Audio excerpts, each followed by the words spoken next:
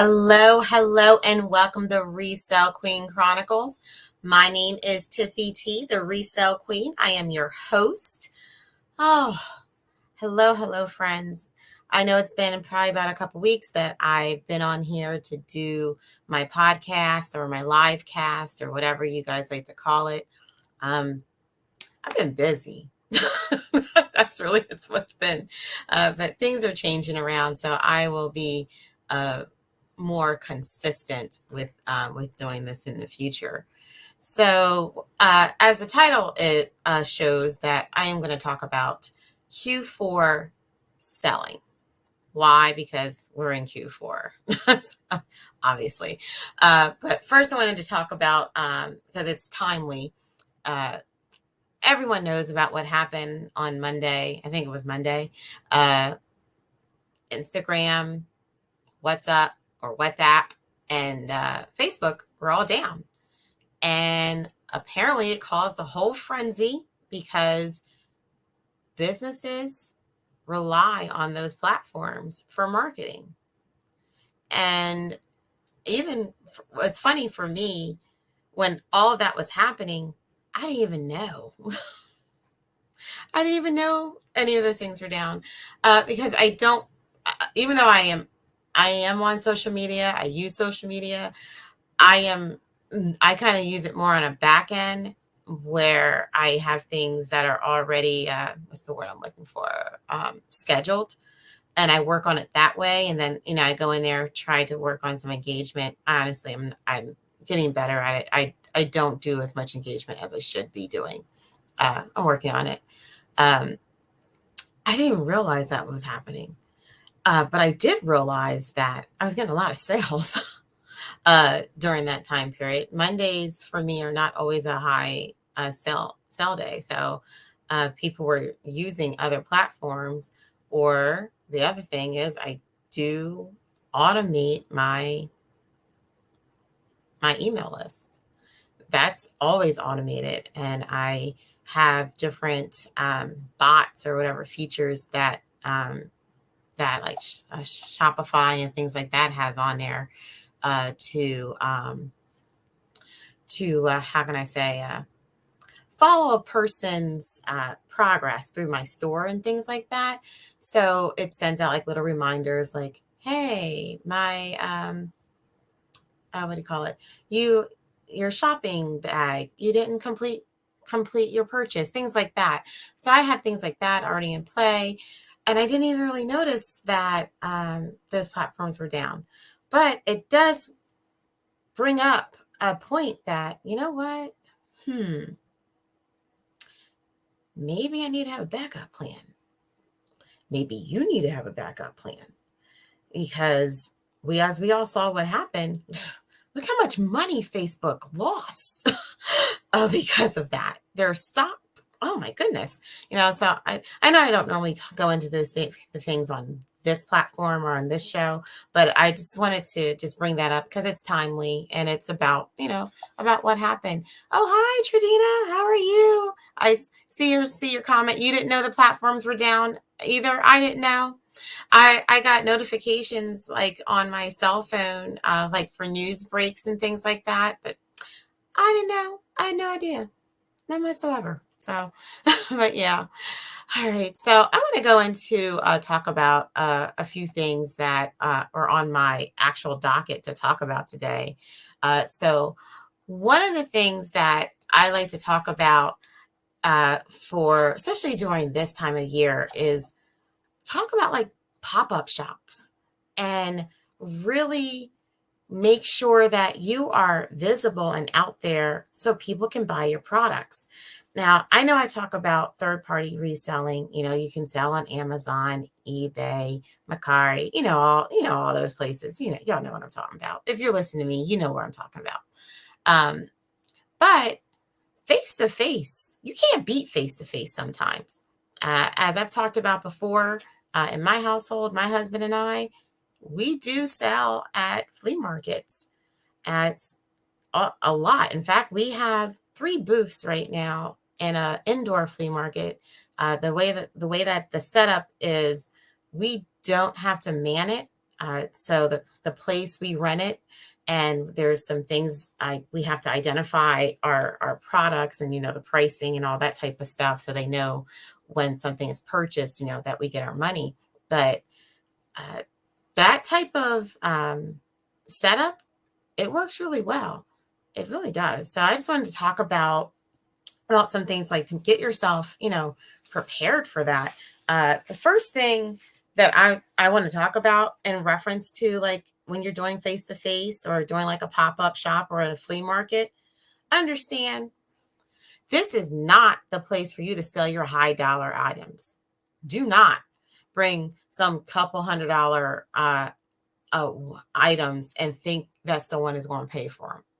Now, I'm not saying that can't happen, but I'm just telling you what you're going to deal with. People expect things to be cheap. And I'm going to tell you again, when you're selling face-to-face like that, people expect the things to be cheap. Expect that some people are going to try to negotiate with you. Some people believe it's a sport. Okay? They expect things to be cheap. So what I like to do in our thought process is I'll put the price that I really would love to have. I mean, really, really love to have. But I also already know the price I can live with. And that's just how we do our model. Thankfully, in the one shop that we have our flea market at, we don't get a lot of haggling because we're not there in person. We do on occasion will get a phone call from the people at the store and say, on this particular item, the person would like to know if they could negotiate and lower the price to whatever amount. Things like that. We could also tell them, oh, hey, we're going to put a sale on our booth and things like that. But expect that. So this is not the time to bring out your high dollar stuff. I actually save like my lower price, my lower end things to do that face to face because I don't expect to make a lot of money off of those items.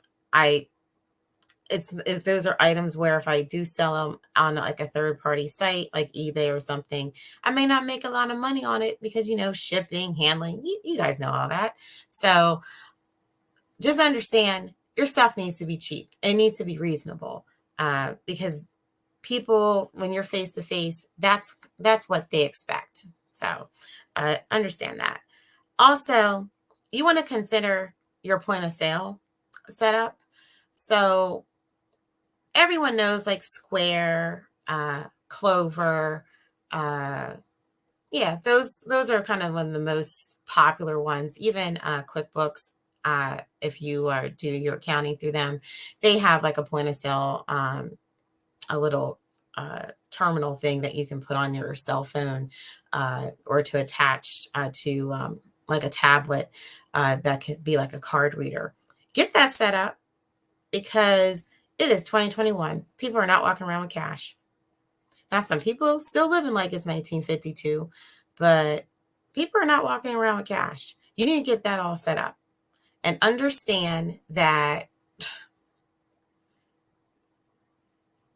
that's just the way the things are. Oh, so I have a question here. I am interested to know how to set up a booth at a flea market that doesn't have to be manned. Well, I am very lucky in the place where I live. I'm actually thinking about maybe doing this myself one day, one of those, when I retire. So it's a store, large store, and they have booths already made. And you pay a rental fee, and then you set up your booth, you tag your items, and the store employs the people like at the cashier and to clean up the place. So we just go in there like once a month. Well, actually, I shouldn't say once a month, about once a week, once every 2 weeks, just to refresh our items. And then once a month, we pay our rent, and then we get a check for everything that's sold. One thing that I do like about the process that we have is that the place, they take care of paying the sales tax. And according to what state you live in, I can tell you in the state I live in, do not play around with the sales tax. I made one mistake one time, and I did my report late by like a day or two. They had the nerve to charge me a late fee because I put the report in late, and then another late fee because I was paid late. I was like, how you going to charge me twice just because I was late? It's the state. What am I going to do? Who am I going to appeal to? So that's what I like. I would say look around locally, check for like either like consignment shops or that happens to be that where we have ours, it's in a very in a tourist area, and it's also in an area where people have like weekend homes, so there's a lot of different Airbnbs there. It's a nice tourist destination, and this place just happens to be nestled right in the middle. So they're going to get a lot of different traffic. They'll have the local traffic, and then they'll also have the tourist traffic in there. So it's works out for where we live. So let's see here. Let's go back to what I was talking about. You're making sure that you have your point of sale set up. So of course you're going to bring some cash. You're going to have your 1s, your 5s, your 10s and 20s. Bring some change with you. You should always, if you're going to sell in person, you should always have things like that ready and available. If you have a problem with math, then make your prices simple. Don't make your prices $1.52 and you have to sit there and go 5, carry the 1 minus. Okay, don't do all that. Yes, you can have a little calculator. Just make it simple. Why make it hard? Do everything by 50 cents. That's real simple.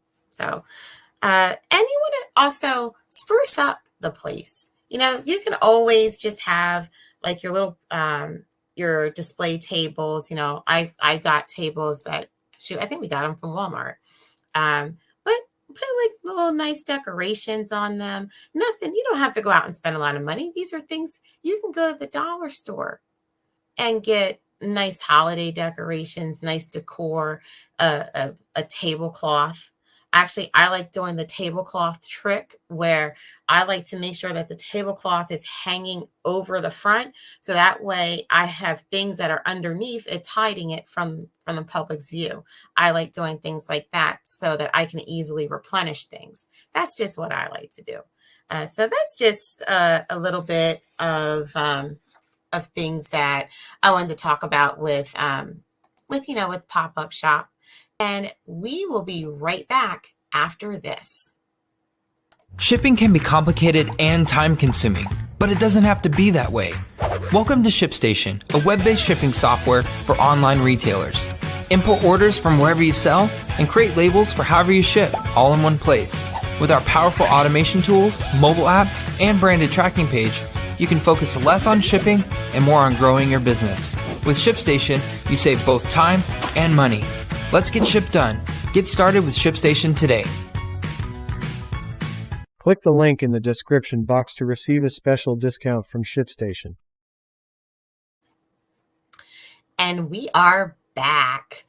All right, so the subject matter that I was going to talk about is kind of twofold. So I'm just going to talk about it kind of together. When you are going through this Q4 situation of making sure that you have everything that people want, that they're looking for, under normal times, you would have already had your stuff by now, or at least you should have. And the reason why I say under normal times is because I'm sure everyone is aware that there are supply chain issues going on. There's a lot of things happening in the supply chain world where things are just not coming to port. We have boats that are just sitting at ports, waiting with all these different cargo on it, and no one's getting the stuff. You notice it when you go to the supermarket. You can notice it. You hear about it in the news. You hear about these chips that is in like everything that we use. How car manufacturers are stopping making cars right now because they need these chips, and the problem is the supply chain right now. So my suggestion and what I have been looking towards for my stores and things that I'm working on for this year's, I'm looking for things that are made in America. Why? Because I only got to deal with logistics over the states, not over the seas. So that's my suggestion, is to start looking at some American manufacturers that will, one, help the economy because people need jobs. But number two, it'll be a lot easier with logistics this year. So understand that means you might pay a little bit more because the labor is different here than what it is in other countries. In other countries, they might be making a couple bucks an hour. Out here, we know we have a minimum wage, and we know most places are going to start people at a living minimum wage. So you are going to pay probably just a little bit more. You wanted to be in business, so that's how this works. So, but I wanted to just kind of talk a little bit about the supply chain and why I'm talking about why you should start looking at some American manufacturers. So I'm sure everyone remembers, like during the pandemic, how like there was like all these, all these different things about how things weren't coming over because of the pandemic, things were shut down. And, it took a while for the supply chain to get back up. But as people have started to get vaccinated and things are open more, people are out more, so there's more of a need for supplies. Well, from what I've been reading and from what I've been hearing, like just from people in the business, is, well, first of all, one of the things that you can see right now that's happening in the news is all of these, I don't know what the best word for them, like these, I guess they're called container ships. They have like large cargo on the ships. They're just sitting at port. And it's not just happening in like California, which is where I heard about it first, but it's happening in ports that are in New Jersey, New York, even in like Texas and Georgia. They've seen like pileups of these container ships. And it's creating a lot of delays with the imports that are coming in. So a lot of people don't understand why this is happening. So I did just a little bit of research, talked to some people that I trust, and start reading different articles about what's happening. So one of the things that is happening, everyone knows most of these things are going to come from China. All right. China is not like the United States. All right. So things like electricity, that is something that is, I think the best way to describe it is like centrally planned by the government. So the government decides like the supply of electricity. Okay. So at the beginning of the year, China sets like these electricity quotas, like for each, I'm going to say like state, but I believe they call them provinces is what I believe what they call them.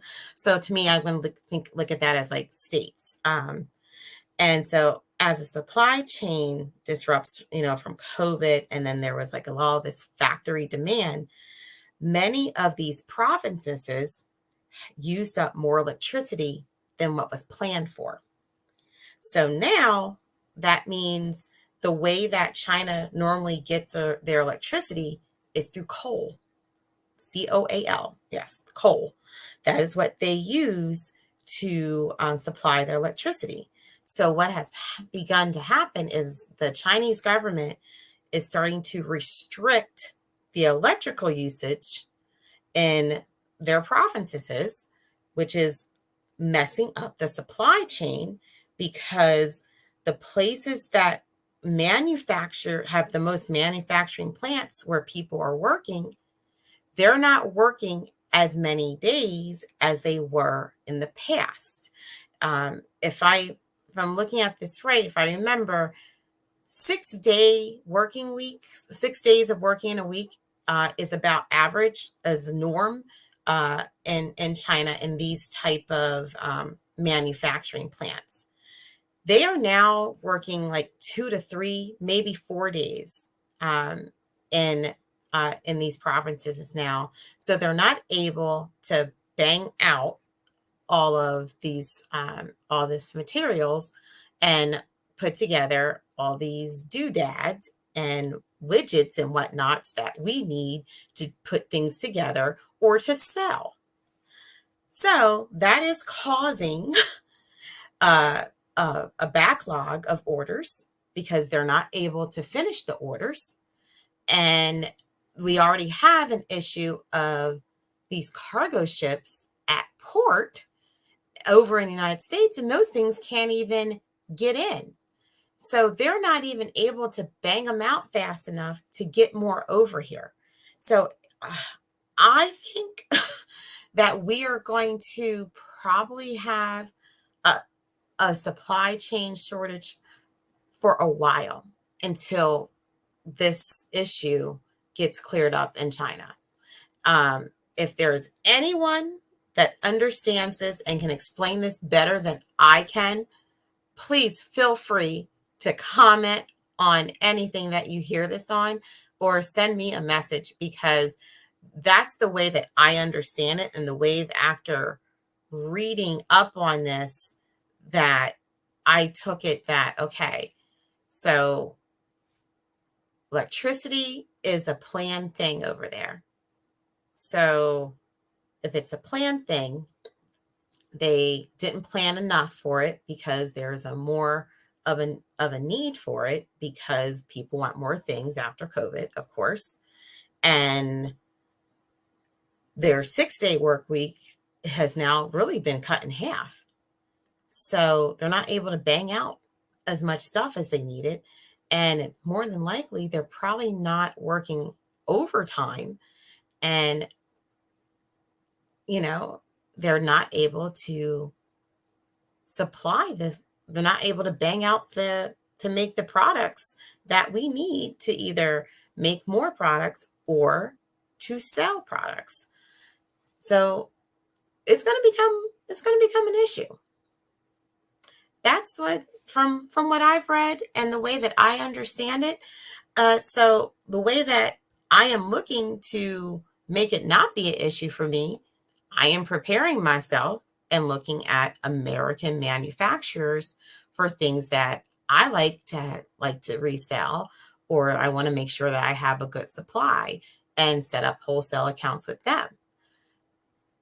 Understand, they may also have a supply chain issue because everything may not be technically made in America. They might need something to be shipped over here and then they assemble it in America. So I think, although it's not, it's been in the news, I think it's not going to be something that people realize until it gets too late. And then it's going to be like a panic where you have people rushing to buy, things that they think they need, like toilet paper and kind of hoarding it. So I hope it doesn't create that type of situation. But I would think that it is something that the Chinese government will probably want to work on to make sure that they can do their production of coal so that they can have their electricity, because I'm sure they make money off of everything that gets made there, so I am not the most informed when it comes to international affairs. So as I said, if someone knows a little bit more and can maybe shed a little bit of light on that, I am all for you explaining how that works. I'm just going off of the way things are explained to me by parties that I work with in these countries that have explain a few things to me. And then after hearing what they have said, I've started to research different articles and said, oh, wow, this is becoming an issue. Like they're having planned blackouts and things like that. So just want to keep you guys abreast so that you guys are aware of what's going on. So that really kind of concludes a little bit of what I wanted to talk about today. This understand when you're dealing with Q4, you want to make sure that you prep for the demand, but that you don't oversupply your inventory. And what I mean by that is I don't want you to lose money. So when I say that, I don't want you to go out and go, okay, I know I got a deal on this. Let me go and buy 1,000. Okay. If you can realistically sell 1,000 within a 3-month period, go with God. But be realistic with it. I don't want you to buy 1,000 of an item and then you're stuck with 700 of them. And now you are going to have to sell them off, maybe even at cost, just to get rid of them so you can get some of your money back. Don't do that to yourself. Don't do that. So those are just some of my little pointers that I like to talk about. And I see we have a comment here. I should say, you're right. I have products stuck in China right now. Me too. Me too. At this point, the stuff that's there, actually, I can't say it's in China. I know it's on a boat somewhere. Where it is, I don't know. I know we ordered something a few weeks back. Well, no, I shouldn't say we ordered it a few weeks back. We received it a few weeks back. And I believe it was ordered, I want to say June or July. And when I say a few weeks back, I'm talking about September is when we got it. And I remember when I got the notification, I believe it ended up in Chicago somewhere. It got scanned and I was like, oh, I forgot all about it. I mean, I knew it was coming, it's one of those things, but I was like, oh, wow, it took this long to get here. Now, I wasn't pushy or contacting the seller and all that type of stuff because I knew what was happening. I've talked to people over there, or I can't say they're over there, but they are like the third parties that deals with these manufacturers, and they've been explaining, what's going on. So, yeah, it hasn't really hit the news right now. I mean, it's being talked about, but I have a feeling if things continue to keep going the way that they're going, it's going to really become a much bigger issue. I hope it doesn't.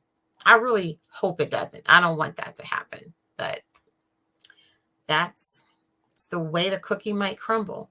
So this episode, we talked about getting yourself right for Q4. Also, even though I'm talking about Q4, this is really stuff that you can look at and think about for your whole reseller journey. I know I talked about looking at American manufacturers. I know that I have a nice list somewhere. I'll add that or put it out on like my social media within the next couple of days to help you guys out on where to start to research on places that you can maybe start ordering products from that actually have the products here and won't be drop shipping them or manufacture here. I'll drop that sometime within the next couple of days. I also will drop some articles. I'll probably put them on my Facebook to talk about what is happening in China, especially with the electricity shortage, so that you guys can see what I'm talking about and where I'm getting that information from. I will definitely drop a source. I'll put it on my probably on my Facebook and my Twitter. So if you want to contact me, I can be reached at info@resellqueen.com. You can always leave a comment. I respond, or an email. This has been a nice little show to just keep you guys updated of what's going on in the resale world. So this has been Tiffy T, the Resell Queen, and thank you guys for watching and listening to ResellQueen Chronicles. Have a good one. Bye.